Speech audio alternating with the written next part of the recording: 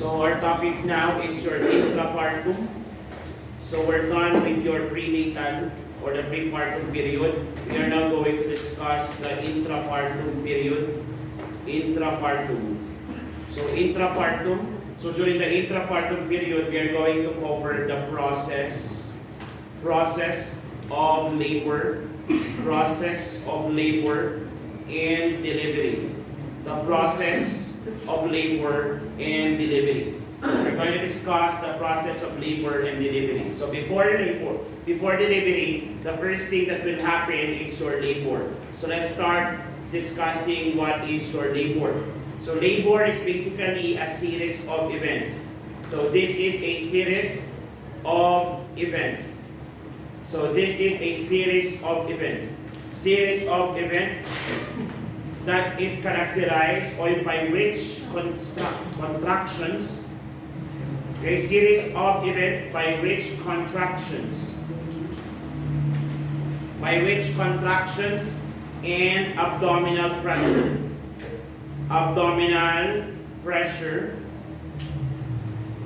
Series of events by which contraction and abdominal pressure expel the fetus. Expel the fetus, including your placenta. Of course, that is from the woman's body. So there are several factors that can affect, your labor. So let's talk about the factors that affect your labor. Factors affect now your labor and delivery. So factors affecting your labor and delivery. Under this one, we need to discuss about the components of labor. Because these are some of the factors that may affect, now your the outcome of your labor and delivery. So talk about the components of labor, we are referring to the 4 P's. So this 4 P's is different from the 4 P's of BSWT. Okay, this 4 P's represents now number 1, the passage.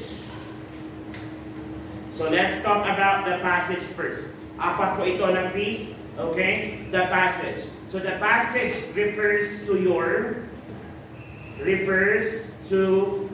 the woman's pelvis. The passage refers to the woman's pelvis. Ibig sabihin, yung dadaanan ng sagol or ng fetus. Okay? You have discussed during your EINC that there are several type of pelvis, which actually 4. We have your gynecoid, platypuloid. Just remember that. Anthropoid and your android for the lalaki. Meron? Yes. Pag sinabi natin android, that's the pelvis assigned for men. While your gynecoid is the pelvis assigned for women. So if you want to have a soft or a smooth delivery as a woman, you were so lucky if you were born with a gynecoid pelvis. Kasi ang gynecoid pelvis would have an opening na round, o yung tinatawag nating ring, your pelvic ring na tinatawag. So round po, unlike the others, oval, dun sa lalaki is more on triangular, which is the android. So the ideal pelvis, ideal pelvis for women is yung tinatawag nating gynecoid pelvis. So if a woman has a gynecoid pelvis, meaning that her pelvis is ideal for delivery. Clear tayo? Are we clear? Yes, So that is the passage. So basically, the passage is the route the route from the uterus through the cervix to the vagina until the perineum. So yung mismong dadaanan ng bata palabas ng womb ni mother. Are we clear? Yes. Okay. So that is your passage. Pag sinabi natin passage, guys, there are several factors that can affect this. Of course, yung laki ng bata, mamaya i-discuss natin yun sa second P. But with regards to the passage, our main concern is really the type of pelvis na meron si mother. Because if the type of pelvis na meron si mother is assigned for women, or the correct pelvis assigned for women, definitely there will be no problem in terms of delivering the fetus. Are we clear? Yes. Now, number 2, let's go to the second P. The second P is yung tinatawag natin, the passenger. The passenger. Parang may moving ganito, no? Ay, nunod pa ba kayo ng movie? Baka puro batang kaya ako pinapanood nyo talaga. Okay? The passenger. Pag sinabi natin the passenger, this is referring to the fetus. This is referring to the fetus. So we talk about the fetus, guys. We are assessing, okay? We are assessing the fetal size. The fetal size. When we talk about fetal size, guys, fetal size, there are, how do you call a fetus that is larger than 4.5 kilogram? LGA. Diba? Your large for gestational age, your macrosomic fetus. While your microsomic fetus naman are those who are actually weighing 2.5 below or small for its gestational age. Yung tinatawag natin SGA.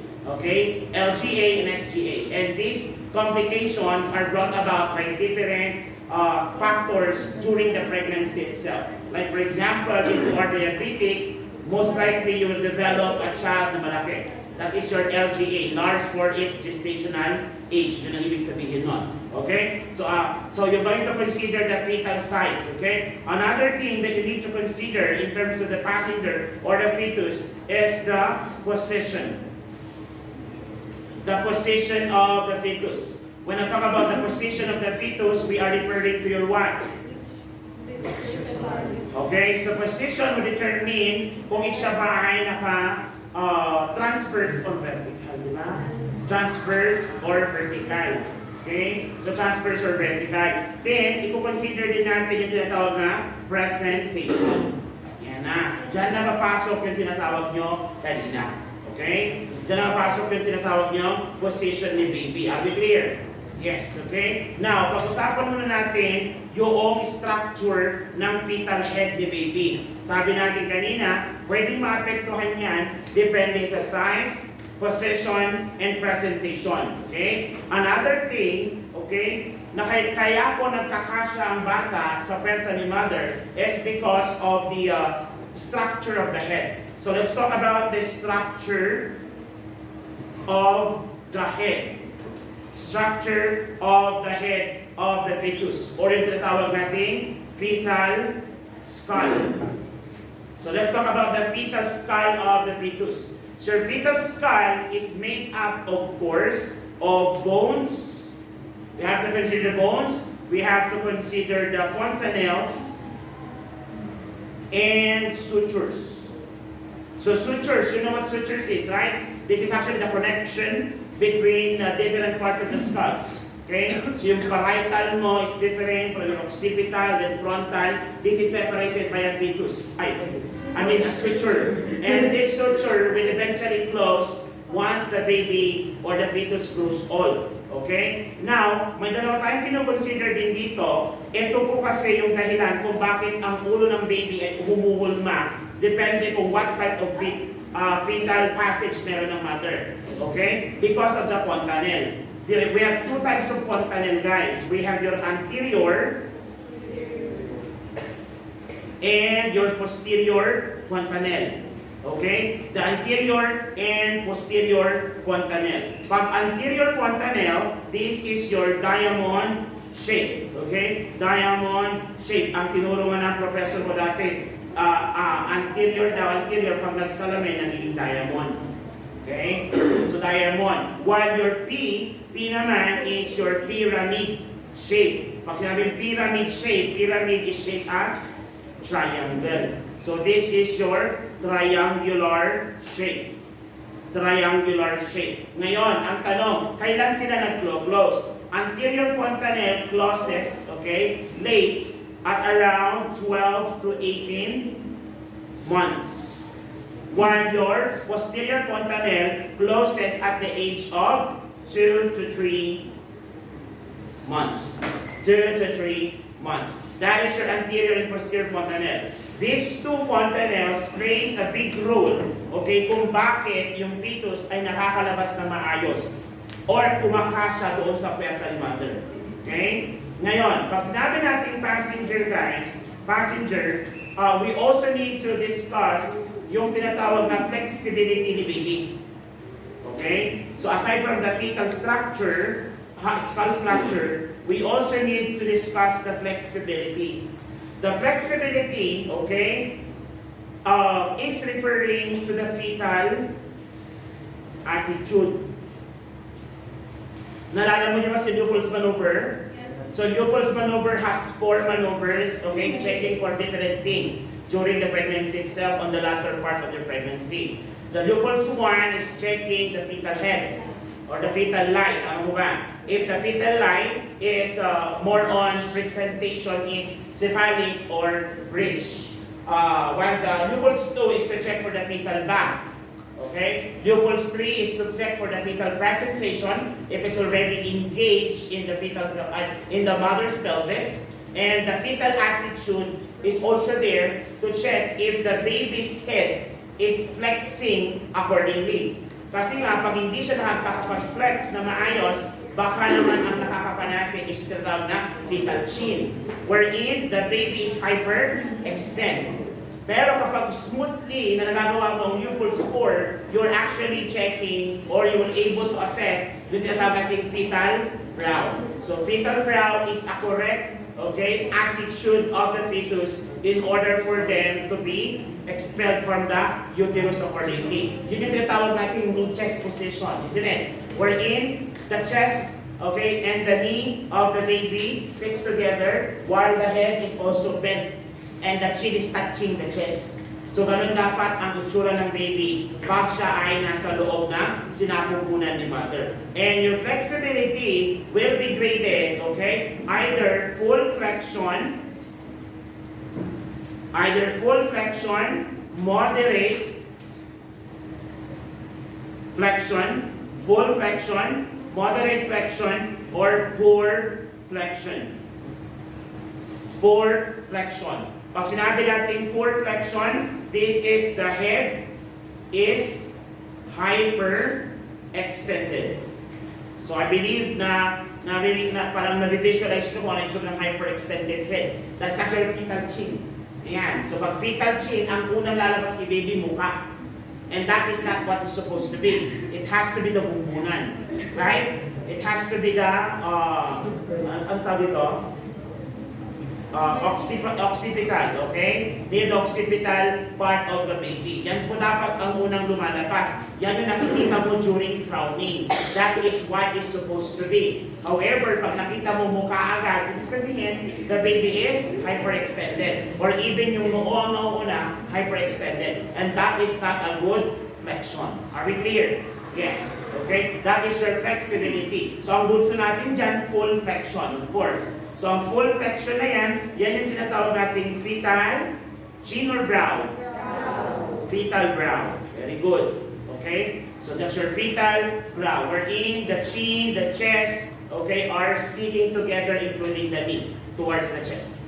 So yung tinatawag nating fetal position. Ito yung itsura din ng mga babakunain, ng mga administran na tinatawag na epidural or spinal anesthesia. You have to position them in fetal position dun sa bed para yung kanilang spine lumabas. Katulad na ginagawa ng iyong father, sir. That is your fetal position. Connect talaga. Okay? I-check mo rin po yung tinatawag na molding. Molding. Sir, may amag po sa loob. Di ba molding yan? Okay? Molding is the change. Molding is the change in shape of the fetal skull, which is understandable because you already know what is fontanelle. Tama? Yes. The fetal molding is because of the presence of the fontanelle. So basically, because of the presence of fontanelle, the head, kung masyadong maliit ang butas, medyo elongated ang paglabas din ng ulo ng bata. Okay? Tapos pinuputol-putol pa ni mother. Kamilan, tuloy-tuloy ng mother, nagpo-contract pa, hindi kanya pinuputol. Kasi ang haba pa noong, hinihingan niya. Gumaganyan pa siya, di ba dapat hindi lang? Ganun agad. Yung ginagawa niya, ang tagal niya pang huminga. Kayong baby, labas-pasok sa vagina ganyan. So mahaba din yung ulo, parang nauhulma. Okay, that would lead to a possible complication of birth later on. Pag-usapan natin si caput succedaneum at saka si cephal hematoma. Ayan, pag-usapan natin mamaya yan. That is your molding, okay? That is your molding. Next, okay? Aside from that, we also need to check the fetal, okay, presentation and position.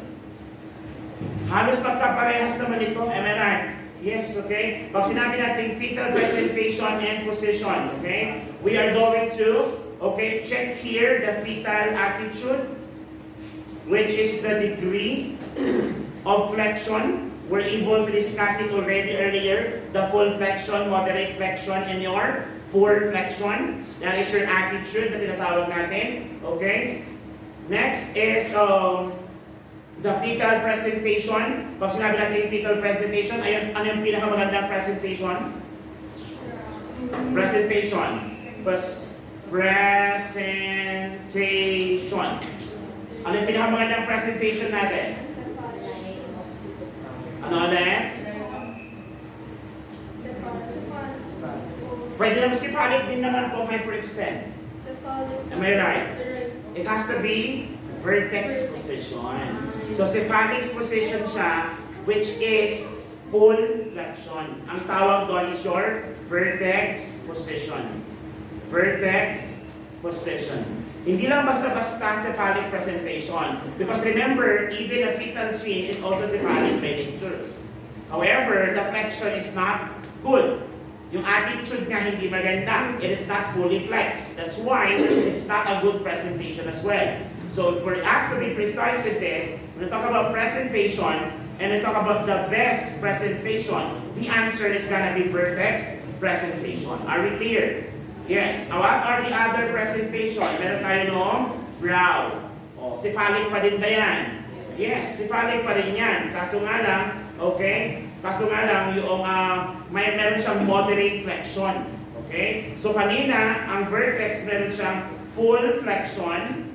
Ang brow naman meron siyang cephalic with moderate flexion. Cephalic with moderate flexion. Okay? Cephalic with moderate flexion. Cephalic lahat to, by the way.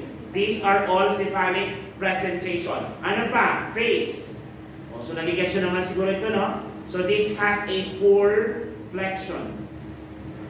Face presentation, poor flexion yan, but still it's considered as cephalic. Then we have your, okay, mentum.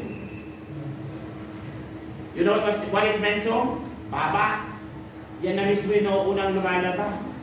Okay? And that is considered as very poor. So ano yung pinag-uusapan natin ditong poor?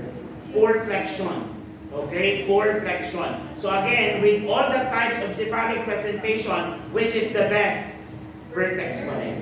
Are we clear? So with all the types of cephalic presentation, okay, ang pinakamaganda pa rin is si vertex. Let me just put it there. These are all cephalic. These are all cephalic presentation. Other type of presentation, nandyan na si bridge. Ano naman ang tinatawag nating bridge presentation? When we talk about bridge presentation, what part of the fetus will come out first in the cervix? So it's either buttocks or feet. Buttocks or the feet part of the fetus. Part of fetus comes out first. Yan ang tinatawag nating bridge presentation. Then meron din tayong tinatawag na shoulder presentation. Ang shoulder presentation, this is what we call a short transverse line. Transverse line. This is what we call a short transverse line. So from the word itself, what part will come out first? Yeah, the shoulder of the fetus. And still, that is not a good presentation. Your shoulder presentation may sometimes, kasi transverse siya, ang nauuna is actually the fetal back. Hindi pa rin siya maganda. Okay? Hindi pa rin siya maganda. Okay? So that is your shoulder. So those are the types of presentation that may occur during the delivery, okay, of a fetus, okay, of a fetus. Pag sinabi natin fetal line, kanina, pinag-usapan natin ang attitude and presentation. When we talk about fetal line is either longitudinal. Longitudinal.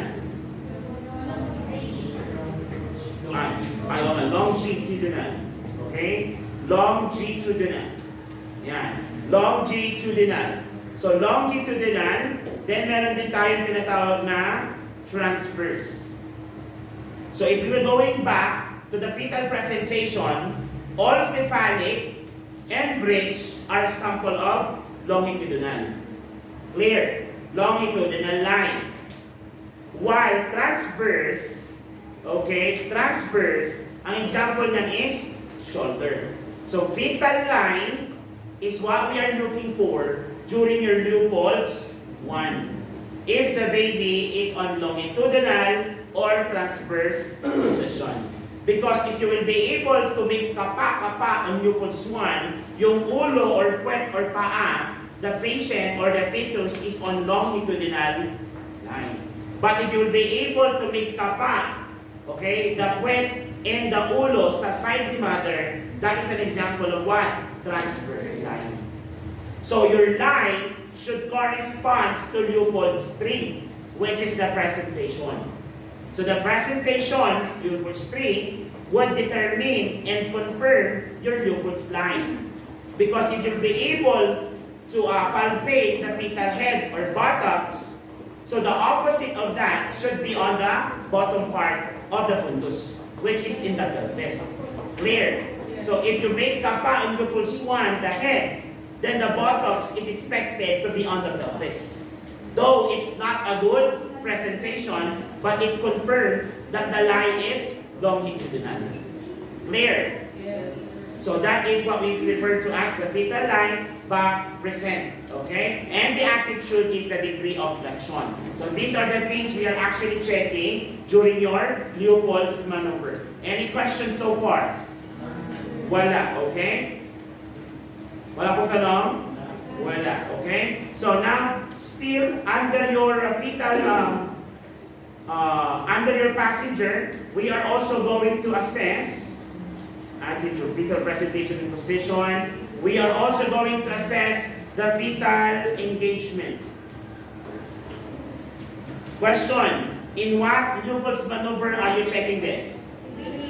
Leopold's 3, which is the what? Part of colics, which is also checking the fetal presentation or fetal position. Okay, which is the fetal position. If what part of the fetus is engaged in the fetal pelvis, yun ang tinatawag natin engagement. And engagement commonly occurs how many weeks prior to the labor? We discussed this. Ilang linggo prior labor, nag-start na mag-engage ang baby or ang fetus. Okay, ito yung start ng pag-descent niya. It's 2 weeks. 2 weeks prior to the term, okay? Or yung ating labor period. Okay? So, dapat around 10 to 14 days. Okay? Yung engagement na tinatawag. So, sa engagement, yung tinatawag natin engagement, kasunod na nito, yung tinatawag natin descent. So, descent is yung pagbaba ni baby. Okay? Descent is yung pagbaba ni baby. Actually, in some books, engagement and descent are same thing. Okay? Now, what will be the interpretation ng inyong descent or engagement? You will interpret it as floating or dipping. So, pag sinabi natin floating, presenting part is not engaged. Naalala niyo si development? Yes. So, when you perform your development, at yung kanyang ulo ay parang lumulutang pa lang sa isang tubig, yung matigas na ulo na parang lumulutang sa tubig, that is your development. Still remember that? Yes. Okay. Pero kung kinapa mo during IE, ang tigas, firm siya, hindi gumagalaw yung ulo, ibig sabihin that the fetus is already engaged. We did discuss that, isn't it? Yes, okay? Ang dipping naman, okay? Dipping, one that is descended naman to. Okay? So this is already descended, okay? Descended, but not necessarily reached. Descended, but not necessarily reached the ischial spine. Okay? So nandun na siya sa pelvis, isn't it? It is already inside the pelvis. Okay? But it's not necessarily reaching the spine. Okay? Not necessarily reaching the spine. And under this, you will be able now to check the fetal station. Nalala niyo ba sa fetal station? What is the fetal station? Kung ang ulo niya nakakapamo sa ischial spine. Station 0. If it's 1 finger breadth above the ischial spine, -1. Another finger breadth, -2. Another finger breadth, -3. Another finger breadth, -4. But if the fetal head pass through the fetal, the ischial spine, so that's +1, +2. Meron tayo doon. So yan na po, engagement. You'll be able now to check for the station. Okay? Station 0 is at the level of ischial spine. Ibig sabihin, nakakapa mo na ang bumbunan ni baby doon sa ischial spine. Okay? Nagagawa mo ito during internal examination to check for cervical dilatation and effacement. Okay? Station 0, ischial spine. That's your stationing. Okay? Stationing. Okay? Kapag si baby ay nasa station 3 and 4, if the baby is already in station 3 and 4, presenting part, okay, is at the perineum. Presenting part is at the perineum. So ito na yung tinatawag natin crown. So kapag nasa station 3 and 4 na daw siya, doon mo na nakikita yung ulo ng bata, yung bumbulan ng bata. And we term that as your crown. Clear? Any question about the passenger? Wala? Okay. Naalala niyo naman sila Loa. Yes, your right occiput anterior, then left occiput anterior. Pag pinalitan natin ito ng P, right occiput posterior, left occiput posterior. Are we clear? Yes. Posterior ni mother, posterior ni baby. Posterior ni mother. Kung saan nakatapat yung bumbunan ni baby. Tama po ba? Yes. The occiput of the baby against the posterior of the mother. Kapag towards the right, that's right occiput posterior. Pag towards the left, left occiput posterior. Are we clear? If the bumbunan of the baby is facing the anterior part of the mother, that's your what? Occiput anterior, either right or left, depende kung saan siya nakaharap. Are we clear? Yes. Okay, that's very basic naman. You have discussed that during your skills, isn't it? Yes, EINC. Let's proceed na po. Let's proceed. Let's discuss your mechanism of labor. I believe you already discussed this during your skills lab as well. But let me just, reiterate this, okay? Your mechanism of labor is also known as the cardinal movements. Still remember? Cardinal movements of labor. So the cardinal movements of labor. So what is your cardinal movements of labor? So basically, these are the movement that is happening inside the mother's womb. Okay? If I'm not mistaken, your instructor, siguro ginamit nila yung term na edifier. You know what edifier is? So the first thing that will happen, okay, 7 kasi itong steps. The first thing that will happen is yung tinatawag natin engagement. So again, engagement. That's the first one, engagement. The fetal head now will enter the pelvic inlet. Ito na yung nangyayari 2 weeks prior your labor. Okay? Wherein the occipital part of the baby will try to enter the position, okay, into the pelvic inlet. So typically, it has to be, okay, so lagay natin dyan, enter into pelvic inlet. So typically, ang normal na dapat mangyari ay yung tinatawag nating occipito anterior. Occipito anterior position. Occiput of the baby facing the anterior of the mother. Ibig sabihin, nakatingala, nakadapa. Pagtingala. Nakatingala ba? Kasi pagtingala, nakaharap. So, paano siya lalabas?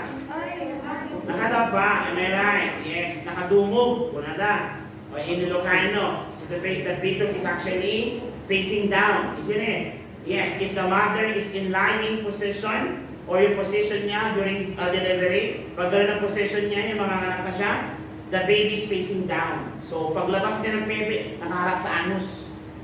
Yun ang itsura ni baby. Isn't it? You have assisted already, isn't it? Yes, okay? So, typically, it's occipito anterior, okay? Number 2, the next thing to happen is your descent. Descent. So, pag sinabi natin descent, ano nang nangyari dito? Fully engaged, isn't it? Fully engaged. Ibig sabihin, the fetal head is already in the pelvic inlet. Already in the pelvic inlet. Near the ischial spine na yan. Okay, kasi fully engaged na siya. It's either near the ischial spine or in the position of station 0. Clear? So the baby is already descent. Number 3, nangyayari susunod ay flexion.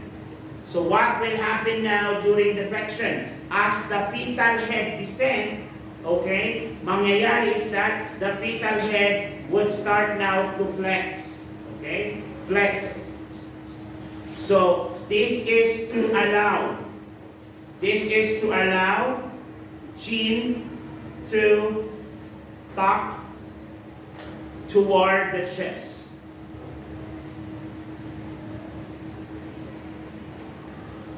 The chin tucked toward the chest. So this helps to present the smallest diameter of the pelvis. Okay? So that is your flexion. Next, the next thing to do is your internal rotation. Internal rotation. So the fetal head will now going to rotate and navigate the pelvic cavity. We're going to rotate and navigate pelvic cavity. So imagine trying to insert something sa isang masikip. So you're actually trying to push it while doing a rotation motion. Yun ang nangyayari dyan. Para yung ulo, parang literally, sinisiksik mo. Okay? And this is actually part of the labor process. Okay? Parang sinisiksik, yung may parang masikip, pinaluluwang mo yung nadaanan. So paano mo pinaluluwang yung dinadaanan? Kung tubo yan, ilalagay mo sa isang maliit or masikip na hose, ang ginagawa mo, iniikot. That is the same thing that is happening kasi yung pelvic area na yun is masikip. That's why the fetus is trying to rotate itself para mag-fit in siya doon sa butas na maliit. Are we clear? Yes, sir. Ganyan din ba ang gagawin ko pag first time? Hindi ko alam sa'yo. I-rotate ko din. Then after that, ang mas next na mangyayari is your extension. So extension. So once the head reaches the vaginal introitus o yung opening, mag-e-extend siya, yung parang ihigat, pataas na gano'n. Mag-hyper-extend yung ulo ng bata. Pag nag-hyper, di ba, paglabas ng ganyan, bigla na gano'n. Tapos yun na yung papasok yung kamay mo, hawak dito, Beautiful. Did you notice that during your delivery room? Yes. Yung tinatawag nila, extension. Extension na nun, pagka-extend na, hawak yung, yun. Ano sabihin mo sa mother? Mother, okay na po. Okay na? Ire. Okay na. Ano nang gagawin ni midwife or ni nurse? Ilahin nyo na lang. Isn't it? So, na-imagine nyo, yes, if you have the delivery room already, na nag-get yung sinasabi ko sa inyo ngayon. Of course, I'm sorry for those who doesn't have experience yet. Okay? Kasi nga hindi nyo nakita, lalo yung mga nag-warm lang. But for those who have assisted, medyo na-imagine nyo yung sinasabi ko. Tama ko ba? Yes. Yung paglabas ka na Pepe after ng crowning, hawak dito, relax. Okay? So that is your extension. Number 6.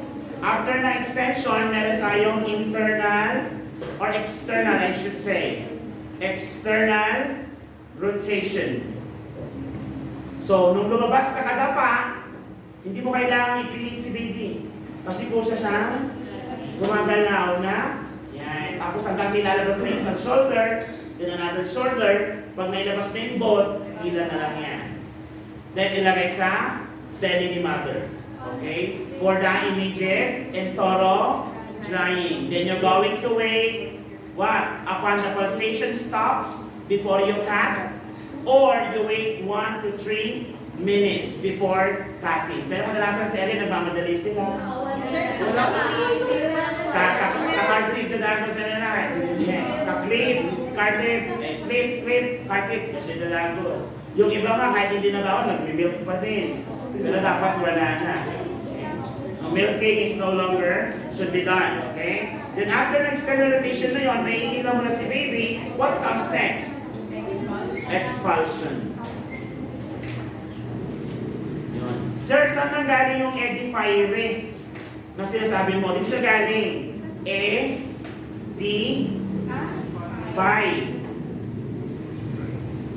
Spelling niya. Para lang, yung ginagamit namin ng morning since estudyante kami. E-D. Okay? E-D. Parang E-D. Fire. Fire. Re. Edifier. Parang gano'n. So, dyan ang galing yung edifier na yan. Okay. So, yun lang ang kinuha lang yung first letters and 2 letters of the H phrases. So that's expulsion. Of course, you already know what expulsion. Okay, yun yung paglabas na ng baby, and officially the end of the second stage of labor, which is baby out. Tama? And officially the start of your third stage of labor, which is your placenta. Okay, placental stage. From the moment that the baby goes out of the vagina until that time that the placenta is expelled from the uterus. And that will be the start of the first 4 hours, which is the recovery stage or the 4th stage of labor. Anyway, sa mga hindi nakakalam nun, we're going to cover that later on. Okay? Okay na tayo sa ating mechanism of labor? Okay, ano yung mga mechanism of labor natin? Nilabas nyo nga? Ulit yun? Engagement, followed by then flexion, internal rotation, external rotation, and expulsion. Are we clear? Yes. So that is what happened. Okay. That is what happened. Okay, during the first and second stage of labor. Okay, yun yung mga nangyayari during the first and second stage of labor. And that is something related to your passenger. Si passenger ang may gawa ng lahat. Punta tayo sa third P. Tama po ba? The third P. The power of labor. So the power of labor, okay, is referring to several things, guys. Okay? It is referring to several things, but mostly this is referring to your uterus or uterine contraction.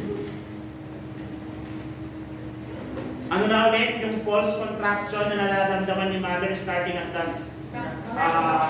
early weeks of pregnancy?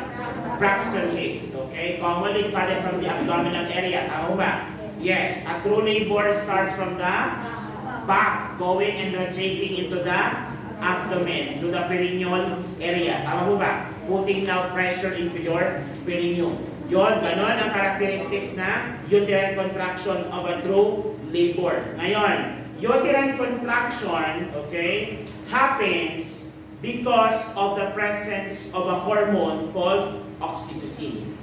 So oxytocin is produced, okay, to make the uterus contract. And commonly, oxytocin is produced when prostaglandin increases during the latter part of pregnancy in preparation for delivery. Kasabay ng pagtaas ng prostaglandin, bumababa naman po si, ano yung bumaba? P, progesterone. Because progesterone in high dosage decreases contraction. Pag mababa naman siya, lalong tumataas ang contraction. So kasabay siya ng pagtaas naman ni prostaglandin in preparation for your labor. Are we clear? Yes. Ngayon, kapag sinabi natin contraction, does it include electrical conductivity? Yes. Isn't it that our heart has pacemaker? Yes. Our heart has pacemaker. Same is true sa ating sa inyong uterus. Uterus also has pacemaker. So this pacemaker, sabay-sabay silang nagko-contract during labor. That's why you feel pain when you're having labor contractions. Okay? Now, the intensity is high, okay? Habang papalapit si fetus sa pelvic inlet. Ngayon, pag sinabi natin oxytocin lumabas sa katawan, what will it promote? Negative or positive feedback? Anong nangyayari pag tumataas ang oxytocin? Nagkakaroon ng positive or negative feedback? Nagkakaroon ng positive feedback. Because the effect is more on increasing contraction. Negative feedback kasi kadalasan na nangyayari sa ating mga endocrine organ. Like for example, if you have high sugar, pancreas produces insulin. So the effect of insulin is to decrease sugar. So nagkakaroon siya ng negative deflection.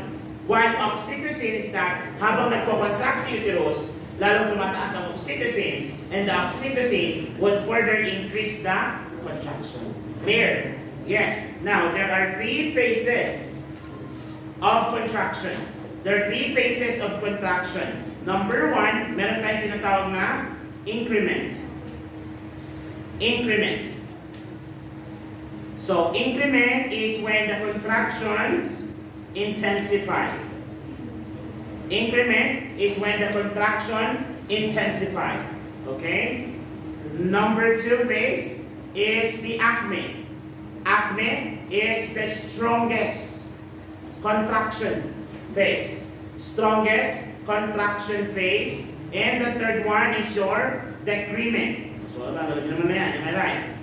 Decrement is what? When the intensity of contraction decreases. Okay? Decrease contractions. Nabubulol tuloy ako sa contractions. Minsan sabi ko construction. Parang pag nagko-community ka din, Mamar, ano ba pangalan, ano ba trabaho ng asawa niyo? Wala, nasa contractions lang. Yung may ganon, yung mga ganon. Yeah. So increment, acme, and decrement. Okay, the start to intensifying contraction is known as your increment, then followed by your acme, which is the strongest, and decrement naman po, which is the decreasing contraction. Clear? Yes. Now, in your uterus, may nangyayari din tinatawag na effacement. So, in your skills, effacement was already discussed. Tama mo ba? Yes. Pag sinabi natin effacement, this is the shortening and thinning.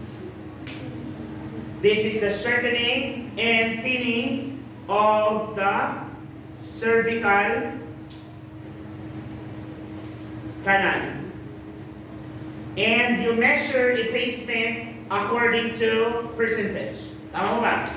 If it's fully effaced, or 100% effaced, the lid of the cervix should be as thin as a tissue paper. It was discussed during your EINC, isn't it?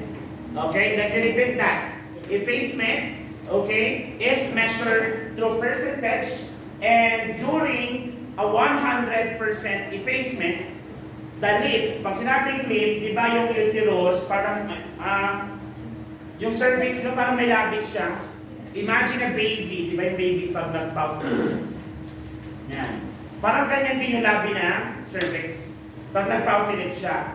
Yon, imagine itong lips na yan, numinipis ng numinipis. Ang tawag natin doon is effacement. If the labi of the cervix becomes as thin as a tissue paper, we will call that as 100% effacement or fully effaced. Are we clear? Yes. Okay? Are we clear? So sa pagkakataong ito, is the patient already in severe pain? Yes. Sa tingin mo, ang pasyente nito makakatulog pa? Hindi na. So kailangan, di ba? Hindi na siya makakatulog niyan. So kailangan, kapag ikaw ay makakatulog, ay dapat matulog, ulitin mo ang sarili mo para ikaw ay magising. Because pain is a good stimulus. Am I right? Yes. Kaya purutin mo na yan para magising. Baka kaya't butipungan. Punta kang clinic, para kwan. Kasi nga, ganun din. You're sleeping in class, tapos punta kang clinic para pauwiin ka, at least you'll be comfortable there. Isn't it? As simple as that. Ha? Sama? Sa dorm, may higa mo siya sa clinic. That's why we have beds in the clinic. Okay, next tayo. Dilatation. Dilatation. Pag sinabi natin dilatation is measured in centimeter. Tama mo ba? And fully dilatation is from 1 to 10 centimeter, 10 as the maximum. Okay, so how are you going to measure the dilatation again? Remember, through internal examination. So your pointing finger is approximately 1 centimeter, while your middle finger is approximately 1 to 2 centimeter or 1.5. Combine them together, that's approximately 2 to 3 centimeter. If you double the size, that's 5 to 6 centimeter. And if you quadruple the size, that is equivalent to 8 to 10 or fully dilatation. Take note that effacement and dilatation comes hand in hand. Sabay silang nangyayari. Habang nagdadilate si cervix, lalong naman nag-i-efface si cervix. Tama po ba? So habang lumuluwang, lalong lumilipis. Yun po ang ibig sabihin niya. So that is your effacement and cervical dilatation. Are we clear with the third one? Yes, the fourth one. Okay, let's talk about the fourth one. We have the Psyche. The Psyche. So the Psyche is referring to the psychological outlook. Psychological outlook. So psychological outlook is the challenge here is to turn this bad experience into a good one. Isn't it that the mother is in severe pain? As I mentioned in the previous discussion, according to some studies, labor pain and delivery pain is a second most painful experience, second to birth. So kung hindi mo pa naranasan masunog, pero naranasan mo ng manganak, definitely naranasan mo na yung isa sa pinakamasakit na pwede mong maramdaman. Okay? Unless masunog ka. Kasi pag nasunog ka, yun na yung pinaka-masakit. Yun ang ibig sabihin nun. And because of that, that would cause now psychological torment sa mother. Okay? To the extent that the mother, during the process of labor, would say, ayoko na, insist ako. It happened to my wife. Yes, during my first two child, hindi problema. My first child, Julie, she was 2.9. The second one is 2.6. But the third one is 3.3. So medyo malaki. So if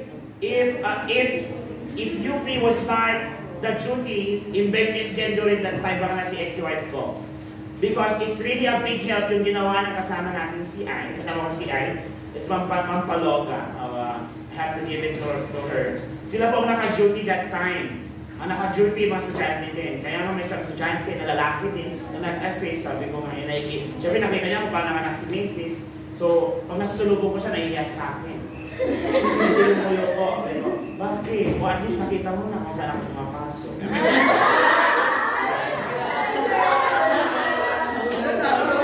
Wala naman pandong malido, am I right? Yes, talaga naman, nakita niya. Walang problema doon kasi nurse kami noon. Kapag may pasyente na ayaw magpa-assist, nagagalit kami. Tapos kung ikaw yung mga anak doon, ayaw magpa-assist, unfair naman yun, am I right? Kaya ladies, pag mag-asawa na kayo, kami ang duty, huwag kayo arte-arte, am I right? Hayaan nyo kami mag-practice ng IE. Si Fiona, mag-practice kami ng IE. So psychological, very important to. Why? Take note, each thing na diniscuss natin, example, doon sa power of labor. This is the power of contraction. May mga instances that the contraction is no longer effective to expel the baby. Ang tawag na natin doon, kapag bumaba pa na ang contractions niya, the mother may develop into the tawag natin uterine atony. You know what atony? Atony, no more. Tony means tonic, contraction. Absence. Absence of contraction. So imagine that what the thing na mangyari. Habang nasa loob yung baby or even after nang ipanganak si baby. Kailangan ba natin nagpo-contract si uterus kahit na ipanganak na si baby? Because it prevents bleeding by promoting vasoconstriction. Pero pag nagkaroon ng uterine atony, magre-relax si uterus. And a relaxed uterus post-delivery is not good because it will keep the vein open. Okay, parang KV, wala ano. It will keep the vein open because it's dilated. So lalo siyang mag-bleed. Okay, kaya very important nyo, yung mga descent na yon, pag yung descent sumobra sa expected hours na dapat nag-descent na siya, ang tawag natin prolonged descent. Okay? Ang prolonged descent, ang karamihang kadalasang reason ng mga OB kung bakit na ang tagal naman, is na kita. Kaya nasisiyis. Isa yan sa main reason, failure to descent. Yun ang nilalagay nila sa kanilang diagnosis. Pag failure to descent, yan. So pag mag-duty na kayo next sem, maghahawak na kayo mga CS patient. Okay? Bakit kaya siya na CS? Baka makita nyo doon, prolonged descent. So ang gagawin nyo doon, i-discuss nyo muna doon sa first part ng pathophysiology nyo kung paano nangyari ang edifyre. Kaso nga lang, yung descent niya, umabot ng ganitong oras. Pero hindi pa rin siya engaged. Kaya si doktor nag-decide na mag-CS. So dahil hindi nag-descent ng ganitong oras, diagnosis, prolonged deceleration, then failure to descend. Hence, the patient was scheduled for cesarean section. Okay? Mapapansin niyo yan, pag nag-handle na kayo na mga pasyente ng CS. More or less kasi wala kayo na CS sa Mountain Province. Pag nag-baggage dependent dyan na kayo, meron? Meron. Sure. So, kung nagbasa na kayo ng chart, try niyo ba kayo magbasa ng chart? Hindi. Nag-charting lang. Hindi kayo nagbasa ng chart? Magbasa naman kayo paminsan-minsan na. Kahit hindi sinabi ng part. Pwede yun, paalam. Lalo kung hindi naman ginagamit pa. Hintayin niya, abangan niyo kasi. Pag, ma'am, hindi mo ginagamit, pwede niyo namin. Pwede yun. Pwede mo na nagbasa-basa na lang problema ito na. Parang ang lapit yun. Just a few steps away, mag-heartbeat ka lang, nalong ka na. Ayan. Mabait naman yung mga staff ko. Isn't it? Yes, sir. Yes.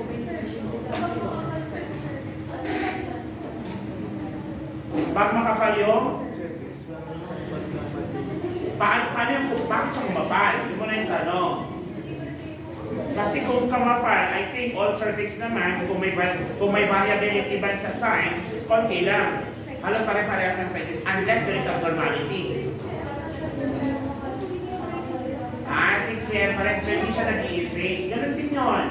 Okay, pag hindi nag-i-efface, ibig sabihin hindi rin bumababa. Failure to descend. Pwede din nilang ilagay yun. Or, kunyari nag-rupture of water na. The rupture of bag of water. Pero hindi pa rin siya nag-descend. Dapat nag-descend na yun. Okay? Pwede nilang i-declare yun na na ECS na. Okay? Kaya siniis siya. Kasi nga, it will lead to dry labor. And dry labor is not good because the baby is prone for infection. Okay? Okay na tayo din sa 4Ps na yan. Then important yan. Dito sa site naman, the site, it will give you an idea kasi nga, kapag ang babae dito hindi siya nakapag-cope, it will lead to postpartum depression. Postpartum depression is it will lead to postpartum blues. Postpartum blues is normal. 1 to 10 days, malungkot ka, hinang-hina, parang awang-awa sa sarili mo. It's normal. But if this continues for months, that will become depression. Tapos, kung yung depression mo, nag-proceed siya more than a year, tapos nakakarinig ka na, nakakita ka na ng kung ano-ano, minsan natatakot ka na sa anak mo, ang tawag naman natin doon, postpartum psychosis. And you will all study that by next semester, doon sa abnormalities regarding pregnancy. Okay? So tapos na tayo sa cardinal sign. Okay? We're done with your cardinal sign. Do you have any question? Any question? Clarification? Violent